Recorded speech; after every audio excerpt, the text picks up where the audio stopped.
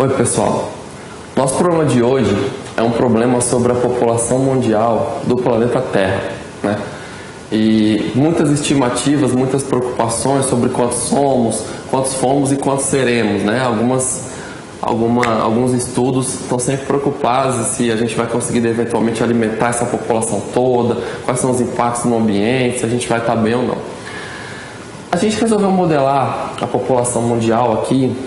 O nosso problema, a gente chamou de P de T, a população mundial em algum instante T. E se a gente começou o nosso estudo no instante zero, a gente conhece, vamos supor que a gente conhece um P0, que é a população inicial, tá? Para esse modelo, o modelo logístico que se indica, a gente tem a seguinte equação que envolve a função P de T e a sua derivada. E a equação é a seguinte, bom, a princípio a gente teria a taxa de crescimento da população, que é P' de T, a derivada de P com respeito a T, sobre a população, isso daqui é o que a gente chama de crescimento percentual, igual a uma certa constante. Isso remete à lei de crescimento de Newton, que diz que a população cresce mais conforme a gente tem mais população. Só que a gente sabe que por restrições de alimento, enfim, por vários problemas, a população da Terra não vai simplesmente crescer assim, sem nenhum limite. Então, no crescimento logístico, a gente coloca um menos, o A, que é uma constante também, veja que o K é uma constante de crescimento aqui, o A também é uma constante, e a gente põe nessa taxa percentual, a gente coloca um decréscimo de A vezes a própria população. Ou seja, nessa taxa aqui, ela vai sofrer um decréscimo proporcional à própria população. Quer dizer, quanto mais gente você tem, acaba sendo mais difícil, né, essa população crescer, enfim. É a própria logística mesmo, né? É a própria logística. Por isso é chamado modelo logístico. Para que a gente tenha um gráfico, pelo menos daquela grandeza, nota que aquela é uma grandeza linear, né, com respeito à variável P.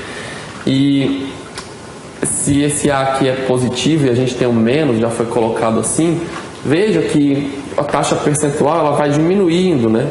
Ela vai diminuindo linearmente.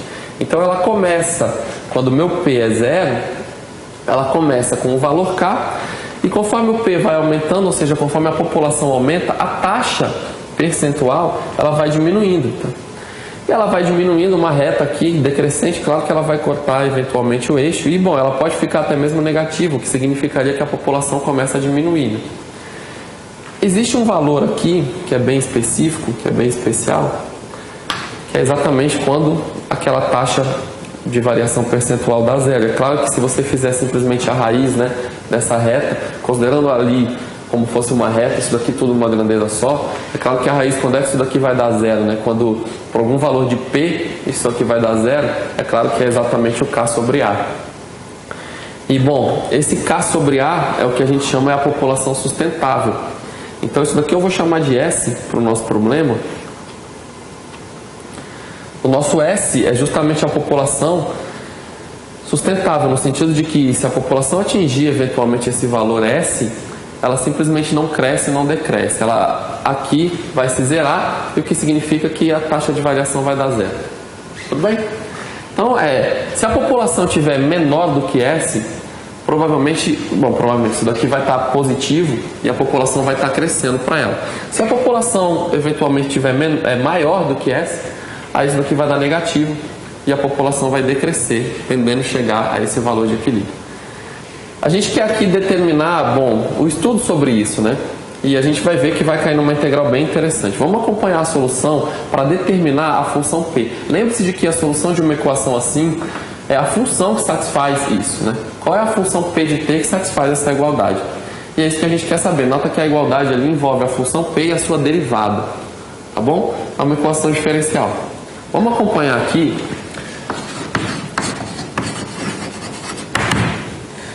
Vamos acompanhar como é que a gente faz para determinar essa função P e tentar estudar, né? Tentar conferir esses conceitos que eu falei. Então eu vou pegar a equação que eu já tinha, que é K menos 1A P de T. E aqui eu vou colocar o K em evidência. Então, para colocar em evidência, simplesmente eu vou dividir tudo por K. Aliás, perdão, vou colocar o A em evidência. O A em evidência. Então, vou colocar aqui o A. Eu vou ficar com K sobre A menos P de T.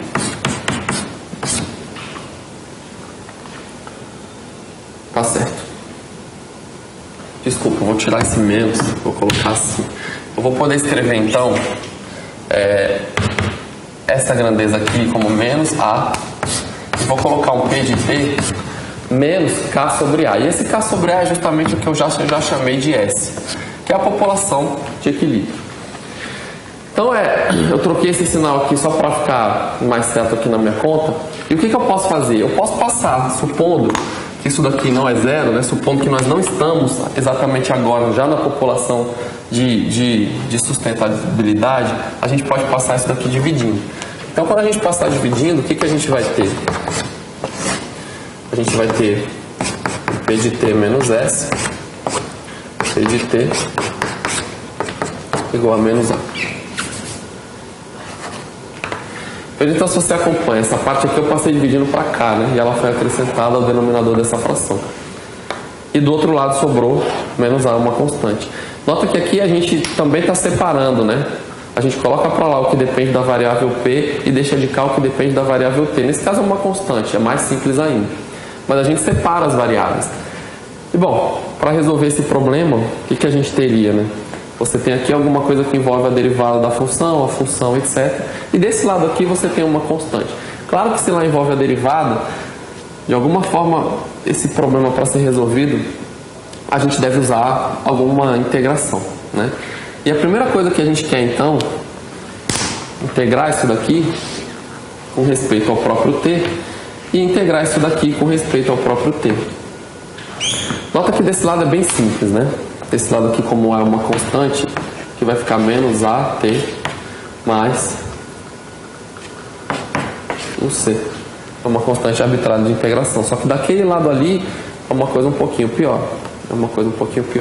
A primeira coisa que você pode notar é: muito bem, professor, eu posso notar aqui que eu tenho aqui uma função P de T e a sua variável, sua derivada aparece aqui multiplicando. Então, uma coisa que você pode tentar fazer é uma substituição de variáveis, né?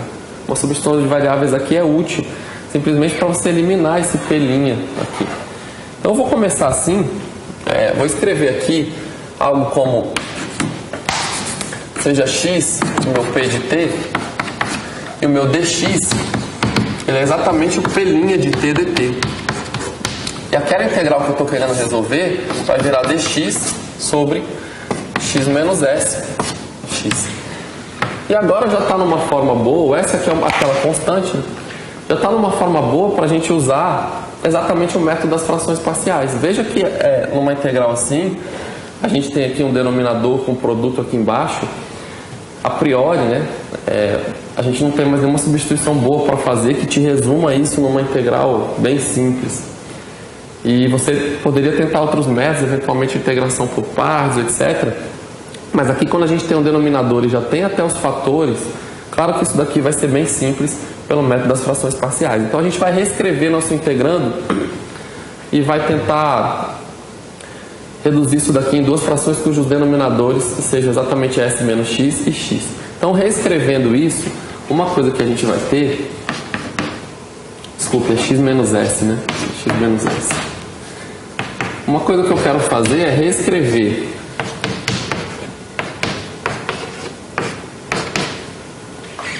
essa fração com esse produto numa soma de duas frações. Por isso chamam-se frações parciais, né? Cada fração é uma parcela. E depois que eu fizer isso, essa integral desse termo, claro que vai dar essa integral mais essa, porque a integral da soma é a soma das integrais. E essas duas integrais são simples de resolver.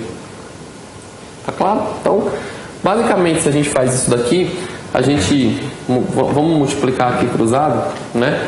Vamos tentar resolver só para a gente saber quem são A e B aqui. Eu já vou...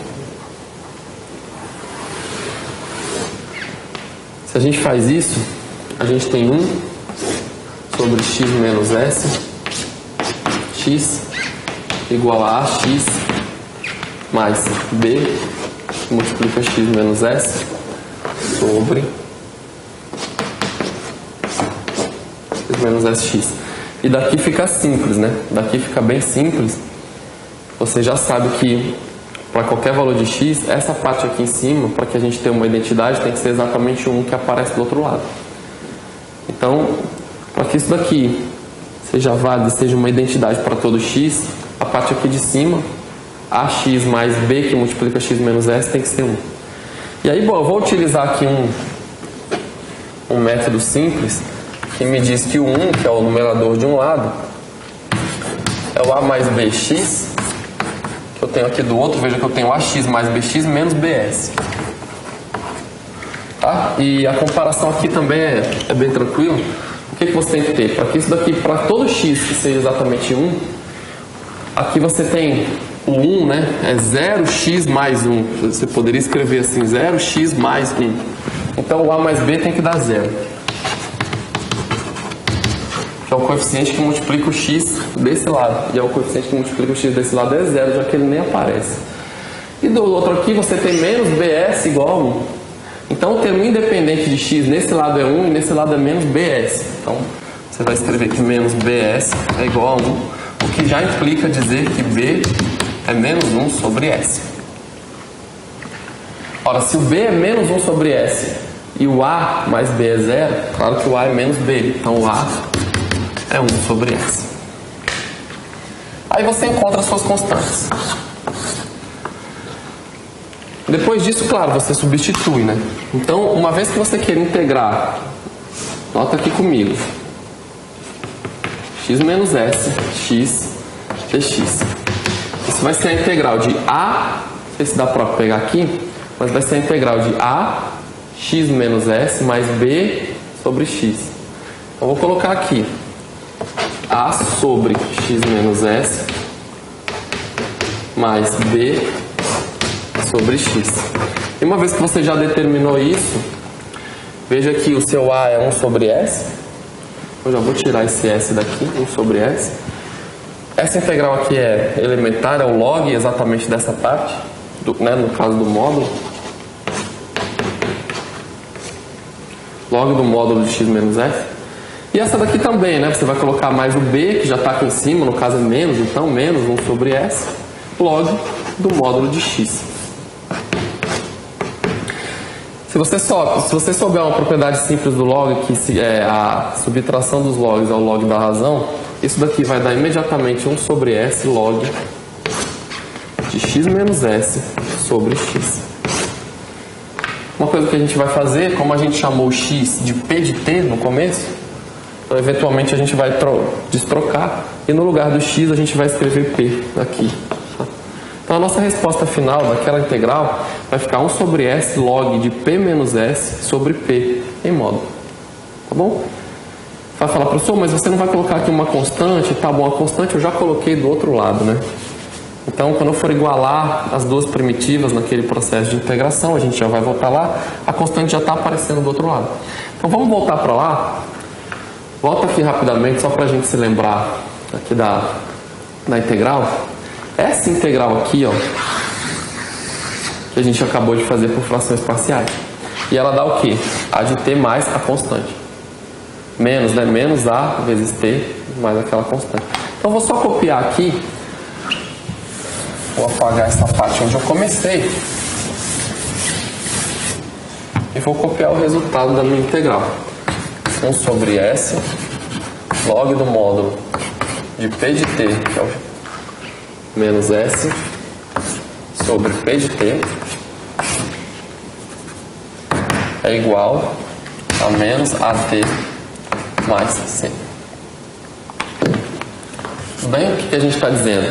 Quando eu integro isso daqui, dá isso, igual a integral disso daqui. Veja que aqui, como eu comentei, já tem a constante. Então, já vou apagar essa parte.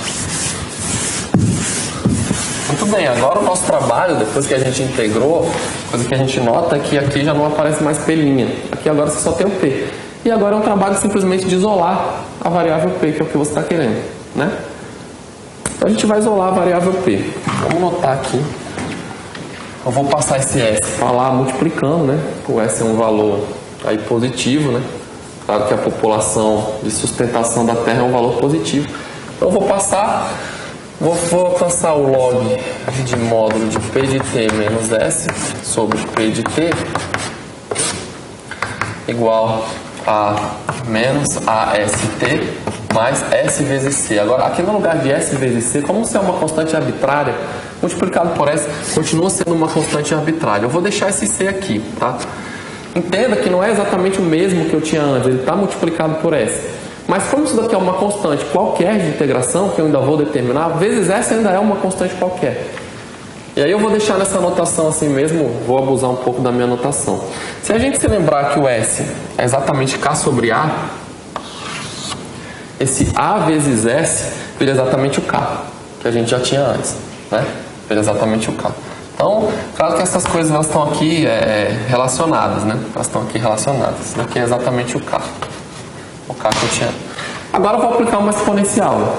Então, claro, se eu tenho aqui um log, né, e eu quero isolar o P de T, para eu tirar esse log eu aplico uma exponencial dos dois lados. Lembre-se de que a exponencial é a inversa do log e que elas são injetivas, né, ambas. Então, se você tem uma igualdade e aplica um log, a igualdade permanece. Se você aplica uma exponencial, idem, tá? E vai ficar então módulo P de T sobre S P de T igual a exponencial de menos K vezes T mais um C. E bom, quando eu tenho aqui a soma no meu expoente, eu vou colocar a exponencial de C vezes a exponencial de menos KT. E a exponencial desse número C, a exponencial de uma constante arbitrária, ainda é uma constante, só que é positiva, né? Claro que a exponencial de qualquer coisa é sempre positiva. Então, eu vou escrever a priori assim, ó. Ao invés da exponencial de C aqui, eu vou escrever um C que ainda é uma constante arbitrária. Mas como eu sei que ela é positiva, eu vou escrever o módulo. Por quê? Porque a exponencial de alguma coisa é sempre positiva. Então eu vou colocar aqui um módulo, tá? E do outro lado, eu vou colocar menos KT. É elevado a menos KT, perdão. Então aqui vai ficar assim, vai ficar o módulo de alguma constante, que a exponencial elevada à constante anterior, eu sei que ela é positiva, é elevado a menos KT. E bom, aí a gente fica para isolar o P, a gente nota que ali tem um módulo. E o que eu vou fazer? Para eu tirar aquele módulo, eu vou tirar esse módulo daqui também. Por quê? Porque ali, como eu tenho um módulo, eu sei que essa constante, E elevado a C, é sempre positiva. Mas claro, se eu tiro o módulo, aqui eu já posso admitir então que é mais ou menos essa constante que era positiva. Então, eu vou tirar o módulo dos dois lados. Aqui, ó. Vai ficar uma constante qualquer e aqui, idem.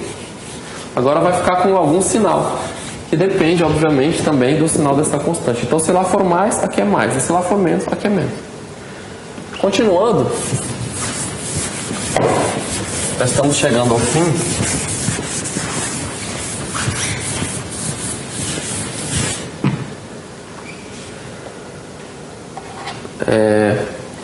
A gente vai ficar... Eu vou passar o P de T multiplicando aqui, ó. Eu vou ficar com P de T menos S igual a P de T que multiplica esse C é elevado a menos KT. Ok? Bom, você vai falar, bom, professor, mas quem seria esse C, né? Na verdade, quem seria esse C? O C a gente pode determinar fazendo T igual a zero, né? Usando a nossa população inicial. Então, bom, se a gente quiser determinar o C, até antes de fazer isso, mas se a gente quiser determinar o C, a gente faz para T igual a zero, né? O P de zero é o P0, é um valor conhecido. Então a gente pode já colocar um T igual a zero aqui e já vai ficar um P0 menos S sobre P0. Vou colocar esse P0 para lá só para eu determinar o C aqui. C é elevado a menos K0. E bom, se é elevado a zero dá 1, olha aqui o C que você tem, tá? Então já posso substituir esse C na equação, né, que eu tenho. Isso aqui vai ficar assim, ó, P de T menos S igual a P de T vezes C, que depende do valor inicial e do S, são constantes, né, conhecidas. Então eu vou ficar aqui com P0 menos S sobre P0 vezes E elevado a menos KT. E veja que esse P0 aqui embaixo você já pode multiplicar para lá se você quiser, né? Então já vou aqui me adiantar. Esse P0 eu vou multiplicar aqui, ó. Tá bom? Aqui ficou assim. Muito bem. A parte que vai conter P eu vou deixar para um lado e a parte que não tem P eu vou deixar para o outro. Então nós vamos separar aqui.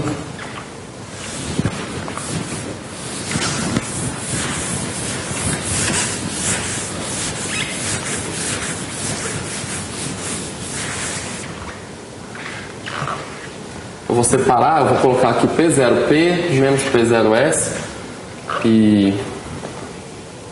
Então eu vou deixar de um lado, vou colocar assim P0P de T menos P0 vezes S. E isso vai ser igual a exatamente tudo isso daqui que eu tenho, né? Vezes o P de T. Nota que a minha intenção aqui é isolar o P de T. E às vezes a gente tem uma conta ou outra um pouco mais chatinha. Passar o P de T para cá, para esse lado, né, multiplicando tudo isso, e esse termo aqui que é independente de P, eu vou deixar do outro. Então vamos colocar aqui o meu P de T,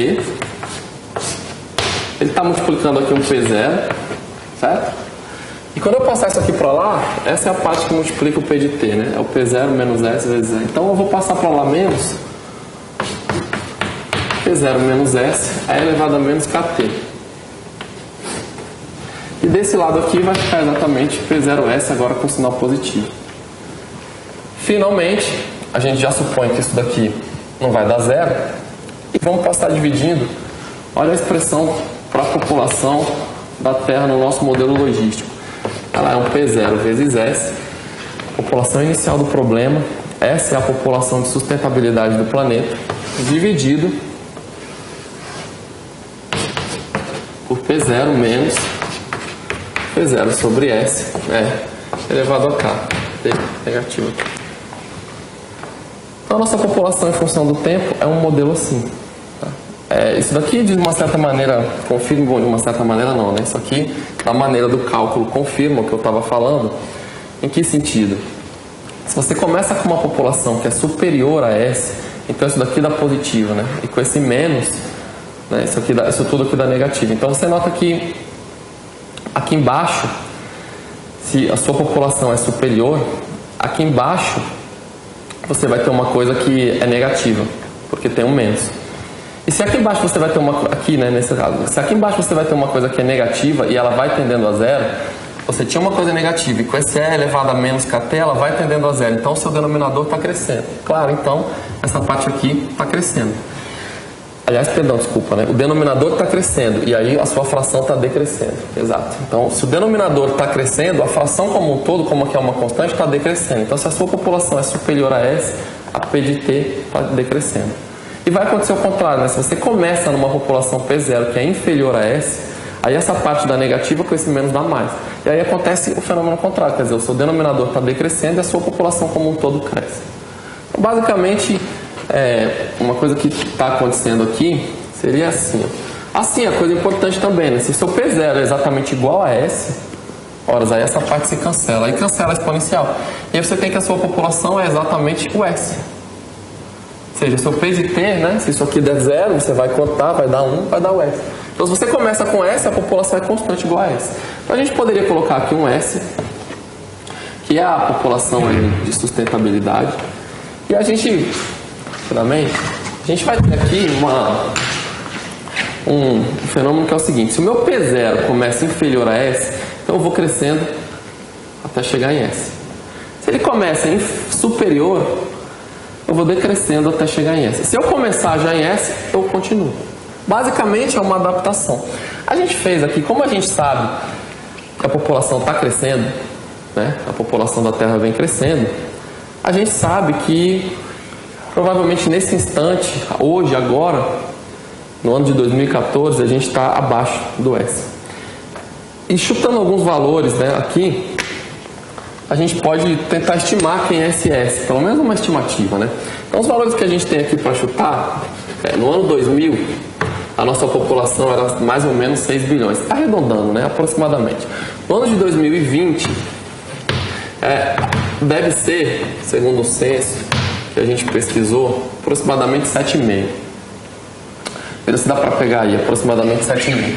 No ano de 2040, a estimativa é 8,7. Com 3 valores, a gente consegue então jogar esses valores aqui na nossa função e a gente consegue tentar determinar quem é o S, né? Com 3 valores de T, eu consigo determinar quem é o S. Por que eu preciso de 3 valores? Porque eu tenho P0, S e K, que são 3 constantes. Então, com esses 3, com essa 2000 a gente sabe que é mais ou menos 6 bilhões e com essas outras estimativas eu consigo encontrar o S. E com esses dados, né, e exatamente com essa função, o seu S vai dar aproximadamente 10,8 bilhões de pessoas. Então, aproximadamente 11 bilhões. É claro que se essas estimativas aqui mudarem um pouquinho, aqui também muda, né? Eventualmente acaba mudando. Mas a gente sabe que a população da Terra então está crescendo até atingir ali um certo limite em torno do qual ela vai ficar oscilando. Esse limite está em torno de, aqui no nosso cálculo, de 11 bilhões de pessoas. E aí, bom, eu espero que a gente tenha como alimentar toda essa gente, né? Como sobreviver bem no nosso planeta. Eu espero, além de tudo, que tenham entendido aí a maior parte do problema, o nosso método de integração. A gente fez as frações parciais e viu isso num contexto real, né? Eu agradeço a atenção e até uma próxima.